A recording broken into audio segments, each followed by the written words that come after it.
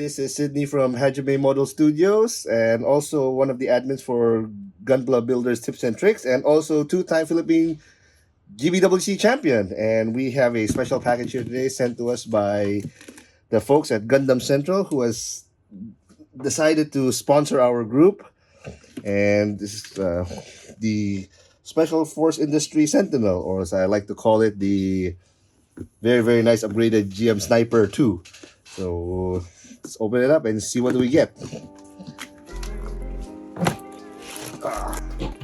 It's actually a pretty big box. It's definitely bigger than the GM Sniper 2 box, which is about half the size, only about that. So this is more typical of a master grade size box. So as comparison, I have here a Freedom, same size.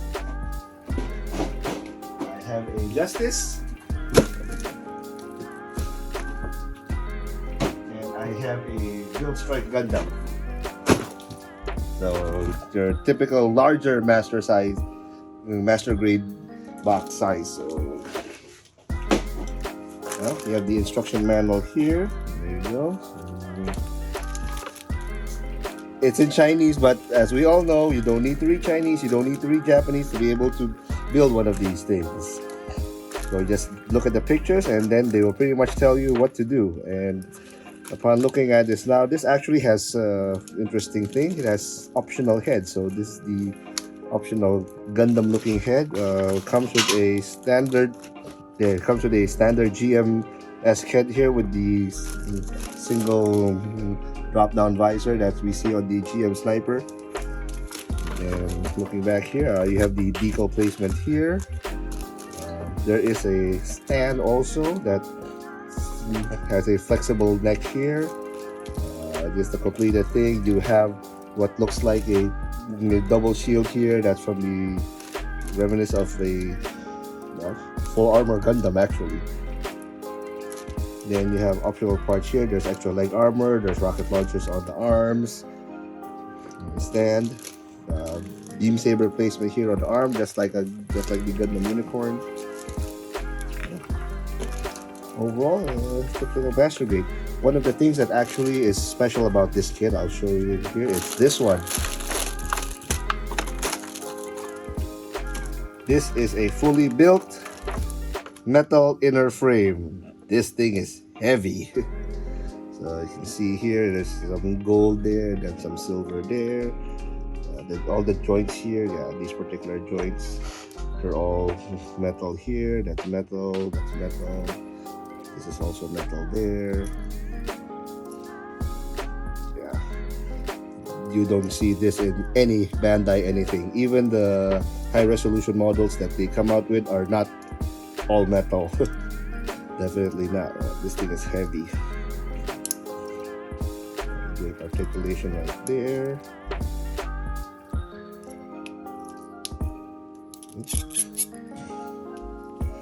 Twist it around.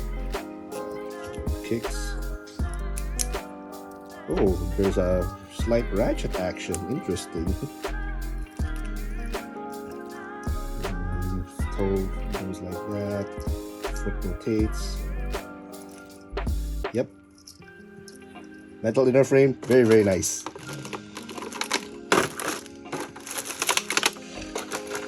Then we'll count all the rest. So we have 1, 2, 3, 4, 5, 6, 7, 8, 9, 10, 11, 12, 13, 14, 15, 16, 17, 18, 19, 21, 22 runners, and the base that we have. First,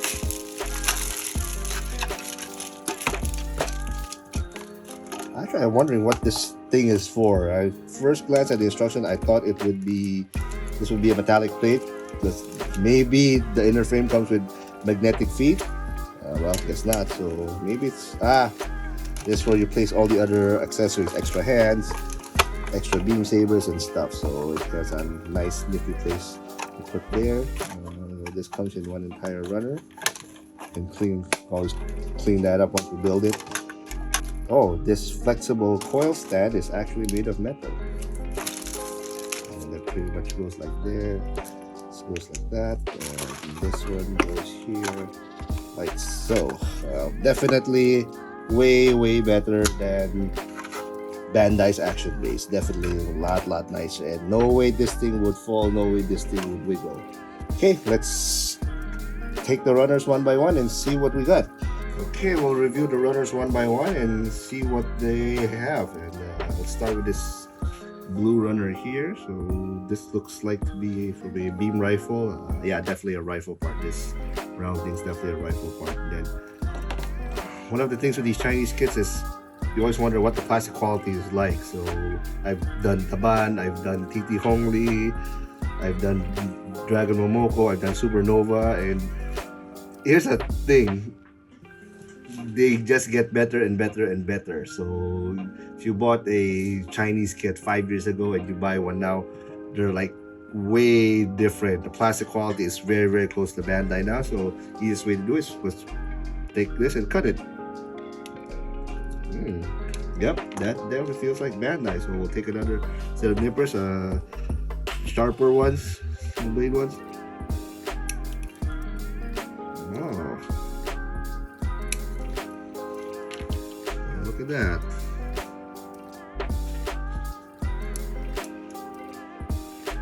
Yep. Let's take a Bandai runner and just compare how it cuts. This is from a Calamity Gundam. Okay, it's a bit crunchier.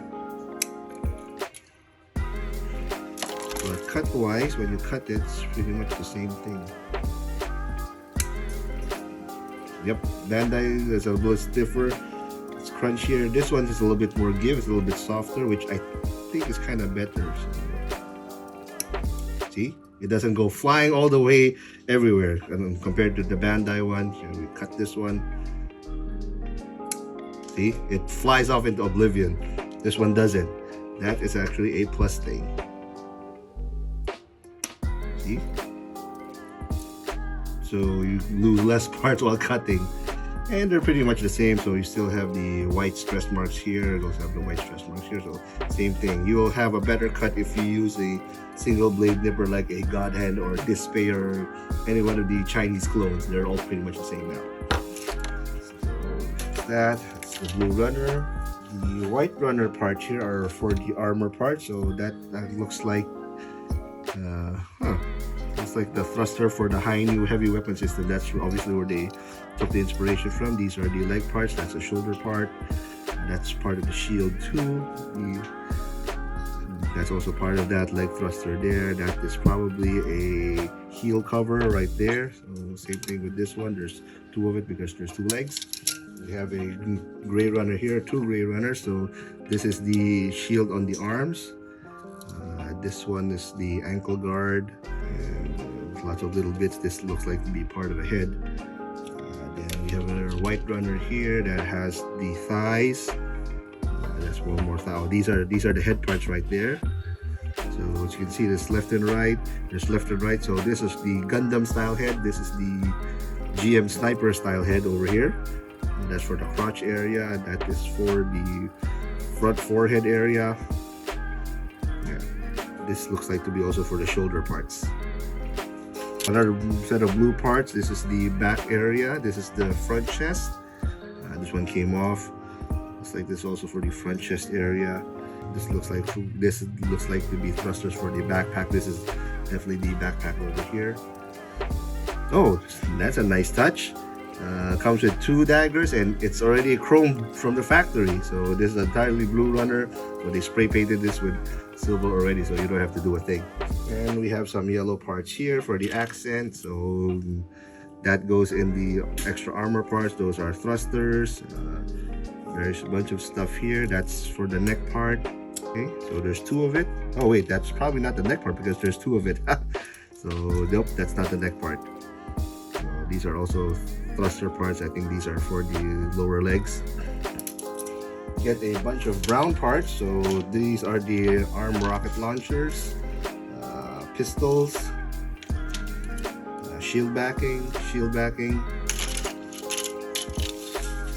Oh, interestingly, remember the yellow parts a while ago? We have the same set in brownish gray, so you have option what color you want to put. So these are the thrusters for the lower leg.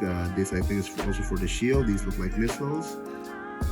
Yeah, so that's pretty nice. Gives you options when you build. You have a runner full of red parts here, so that's obviously the feet, that's the heel, missile, tubes. Interesting, like a Zaku. Then you have another part that's plated, that starts out as this gunmetal brown color, and then they plate this green parts here. So that I think goes to the head for the sensor and all the other little bits. Then you have a bunch of green parts. So again, you get options. So you can have it in plated metallic green, or you can have it in clear green. So this is pretty much that, like that. There you go. Yep, these are the exact same parts, except they're in clear green, and this is in metallic green. You have more options. And we have one more set of brown gray runners here. So this is the waist area. These are the skirts. We have a pair of beam sabers. So let's have a look at that stand again. That's the stand there, and while we're at it, we can take the inner frame and see how it clips the crotch here. This should clip right about. Okay, I think you need the armor pieces to clip on. Yeah, but it pretty much clips here with the armor piece on. So that's how you hold it with the rod in position. Okay, we have started to build our Sentinel, and this is personally the way that I do it with the new kit, particularly something I'm not too familiar with, like say this one is a third-party all-original kit that doesn't follow most of the Bandai conventions. Let's say runner A is a multicolored runner B and C is usually armor parts, and then D, F, G are inner frame parts, so on and so forth. So I take a tray like this, I put letters into it, and then I organize it bin by bin, and then I just cut out all the parts and clean it up. I have a working tray like this one, where I first dump all the parts in, where I cut it, then I will proceed to cut and sand the nub marks here. That's just the way I do it. With Bandai kits, I pretty much just dump all the armor parts in one box and all the in-frame parts in one box, because I'm pretty much familiar with it already. A few things that I've noticed with the Sentinel kit while I was working on and cleaning it up. This is a nice detail here. It actually is already in a matte finish, so let's zoom that in a little bit so we can see it a little bit better. So this right here is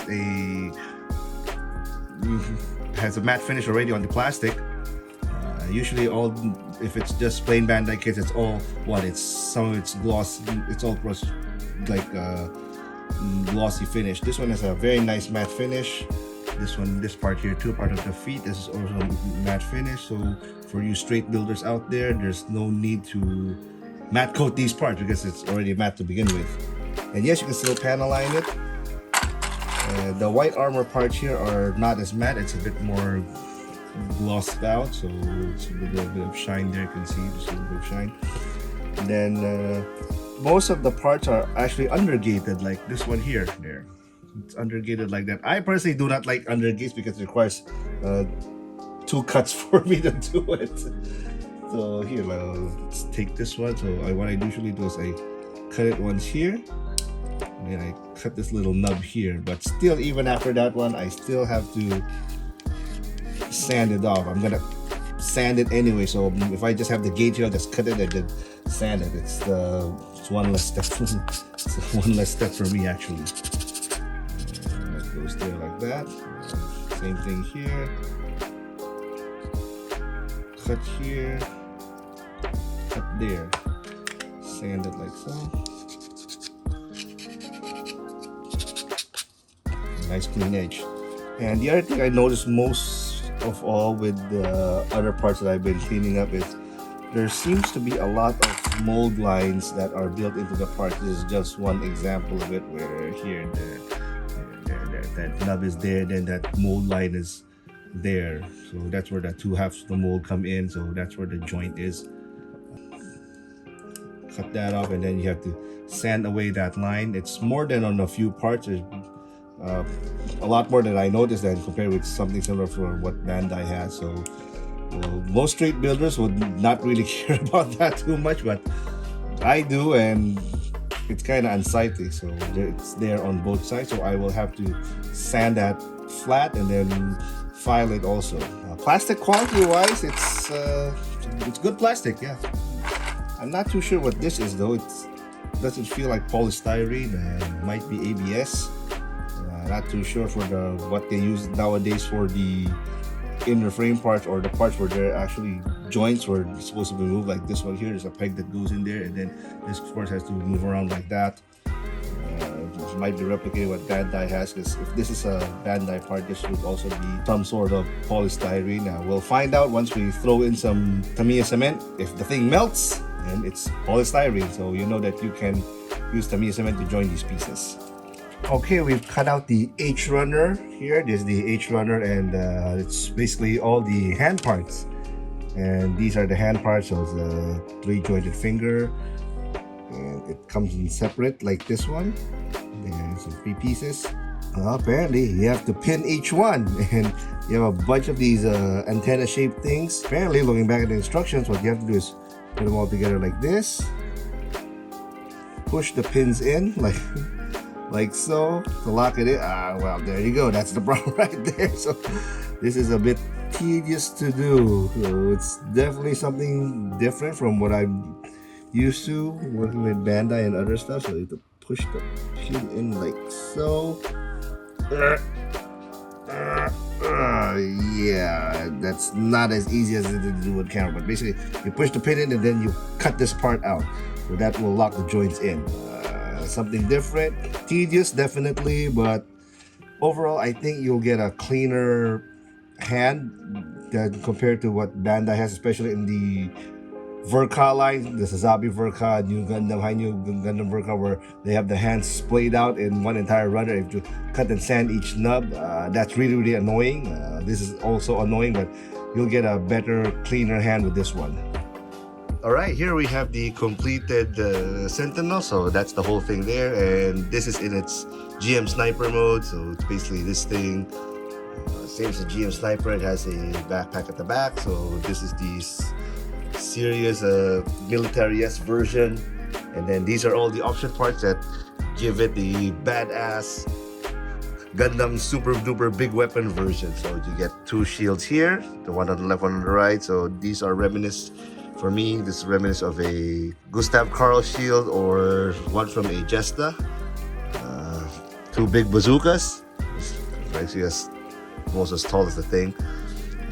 This definitely takes inspiration from the Hyper Mega Launcher of the High New heavy weapon system. Really long rifle, and rifle definitely taller than the dude. 2 beam sabers, and rocket launchers, and there have the cap on and cap off, and 2 light guards, and these are obviously taken from the either High New weapon system, again High New heavy weapon system, or actually this looks also like what the Sinanju Stein came with. So this actually has a gimmick that closes and opens. As you can see, that it comes with the option parts as we showed you in the unboxing. It comes with yellow parts and comes with gray parts. I basically opted to build this one with all gray parts because I will paint this with a semi-serious military tone, so it's going to be khakis, browns, and stuff. So I opted to keep the parts here using these gray parts instead of these yellow parts. So let's do some comparison on exactly how big this thing is, because it is a 1/100, but as we all know, 1/100 is not a size, it's a scale. So in terms of mobile suits, this thing is above average of what the normal sizes, which is basically based off an RX-78. All right, comparison time. So, like I said, this is a GM Sniper inspired. So let's put it beside what a Bandai GM Sniper really looks like. So there it is. It's basically it's bigger, buffer, big brother. You see there. You're gonna take a look at the back. So the design is pretty much the same as the back. There's two main thrusters here, so there's that. We can actually put the thrusters here too. Wait, let me get the thrusters from the beam rifles. This one goes here.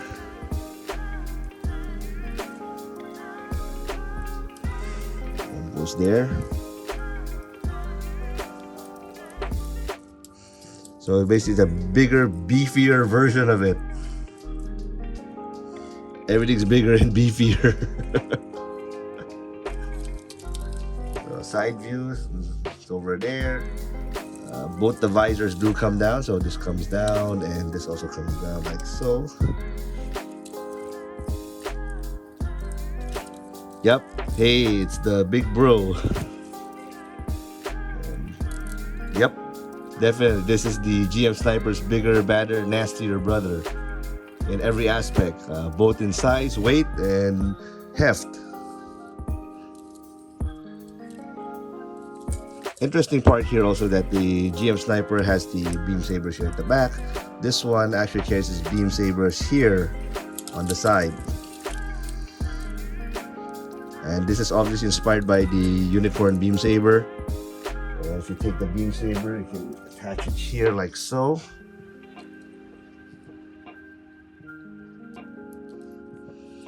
So it's a Gundam Unicorn inspired beam saber holder. You can also detach the beam saber also by itself there.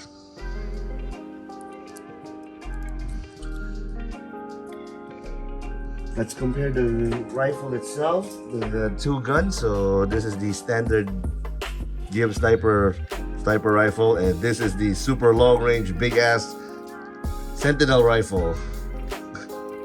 There simply is no comparison. This actually detaches into several components, so you can take this out. So it becomes a standard rifle like so. This one can also remove this part here.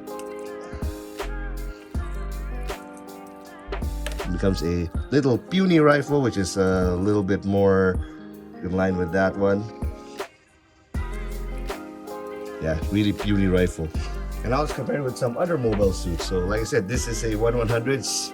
As you saw, bigger than the average mobile suit. So let's take a big 1/100. So this is a Sinanju Stein. So see, it's just slightly smaller than the Stein. There you go. So it's basically a head higher and all of that.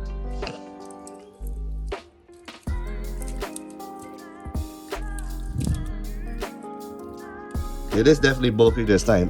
Oh, and remember those additional thrusters, that leg thrusters that we have. So take one and we'll attach it like so. Yep, they kind of look alike, but this is bigger and heftier. So in my opinion, this is more of the high new heavy weapon system thruster than the Stein thruster, but the basic shape is pretty much the same. And after that one, we'll compare it with some other. And here is a build strike. So again, also small. Let's bring back the GM Sniper because these things are pretty much all the same size. So well, actually, yeah, they're about the same size. Yeah. Well, can get all three together actually. This actually will not look out of place if you collect pretty much anything Universal Century. It will not look out of place in this GM Sniper mode. If you want to do the Super Gundam with all the weapons mode, it will not look out of place also in something, say, Gundam Siege Universe. Well, since we already attached the one leg thruster, we can continue with the rest to make it into the Gundam mode. So just the other leg thruster snaps into the hole here. Normally there would be a cover here, which you can remove, which I already did. That attaches there. these rocket launchers attached to a peg in the arm here. That hole over there. You can also attach the shields. There's an adapter peg for that also. The shields themselves go here to the hole. Pigs in there.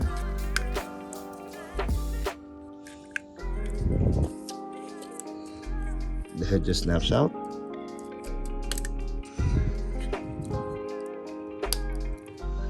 And you attach the really, really big guns to it.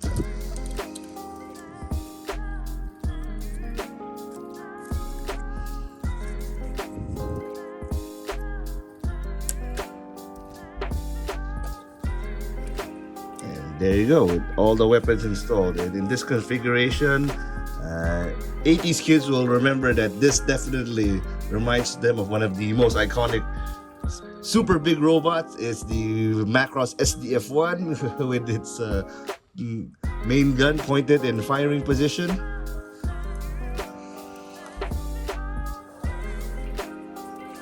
These two shields actually can move out of the way like so and rotate like so. Flip back like that. The main guns will actually rotate up. If you don't want it in that position, you can go all the way to the top position like that. You just have to rotate the shield again like so. Then it definitely looks like the SDF-1 in that. Let's zoom out a little bit. There. That definitely looks like the SDF-1 with that. I was a bit wrong. I said earlier that there is a small compartment here. I thought it's for putting the accessories, but looking at this guy, no accessories will fit in there. So this basically, you can put, the most maybe you can put the extra head in it. Nope, doesn't fit. Nope, doesn't fit either. It's too big. So basically it's a compartment. Whatever you want to put in, it's up to you. And remember, I said that these parts come with matte finish already. It's actually painted, and you can see it here on the beam saber, because this beam saber is also a nice matte paint when it comes out. But we found to sand off the seam line here. Let's bring it a little closer. See here.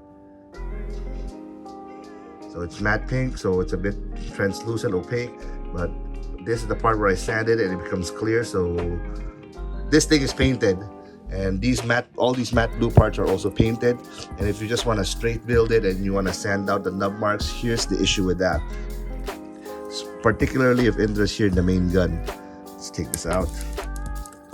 So this one I've sanded already. You can still see some evidence of the nub marks here. So it's there, there, there, there.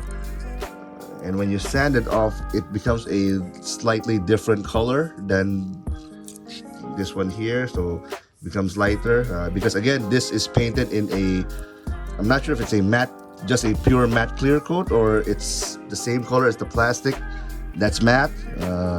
Can't really tell from what it is if you sand it, but still, here you will never be able to sand this completely smooth. So my suggestion is this kit is, you need to paint it. If it's from a distance, you can't really tell, but if you look up close like here, you will never be able to completely get rid of this nub mark. And when you sand it off, there will be this is a different color than that one. And the other annoying thing about this one here, there's the shield here where they put the mold line. It's here at the back. I had to sand this off. There is a mold line that runs from there to there, so you have to sand that off. If you don't, it's at the back of the shield, so it doesn't really matter that much. You don't really see it, but I see it, and I have to sand it off that way over there. So there's 8 of these things. It's really annoying to do. Let's put that main gun back. So there you have it. Oh, the head also. This is reminds me of the Strike Dagger or Dagger L. That's what it looks like. There are no slits in the mouthpiece, so this looks more like a dual Gundam. And my thoughts on getting this figure, well, seeing as the GM Sniper 2 does not have any reissue or reprint, as far as I know, if you want a GM Sniper type looking mobile suit, this is definitely the one to get. And I believe Gundam Central has this for about $60, and this is a lot of robot for $60. You also get a lot of extra parts. These are some of the parts that I've not been able to use. An entire runner here. So I have 2 full runners of this and this. Option parts for the extra colors, which I will definitely use in the future for kit bashing. You also get a lot of other extra, bits and pieces because most of the runners are doubled. So let me show you my build box. I still have all these parts left. These are unused parts. You also come with 2 sets of green. This is metallic green, this is clear green, so it's up to you to choose. You get some extra thrusters. There's an extra head antenna. I can definitely use that. Round bits like this, extra barrels are always useful. And these are the parts of the rifle, which I can also chop up and use. And yeah, then you get an extra small gun too. Worth mentioning also, at first when I was building it, I thought that the side skirts are kind of big and goofy, this one. But apparently it's a holster. So there's 2 of them. You can build 2 guns from here. So yeah, there are 2 pistols that holster right in through there. One thing about the Chinese kits now that they are starting to develop their own style, which is kind of bit distinct already from the Japanese. If you see some of the other Chinese kits, they are lots more elaborate, more details, more pointy. I would think that because armor, the Chinese battle armor is pretty much the same way. If you look at Chinese history, it's not the samurai inspired, it's more metal, it's more heavy, it's chunky, lots more feathers, lots more pointy spikes and stuff. So that's where the Chinese are taking inspiration from their own vast history actually. And taken as it is, this one, I pretty much don't leave any kit that I build completely stock anymore. I don't just paint it, I also need to modify and scribe some of it. But this one, I'm already hard pressed to see what else I can modify.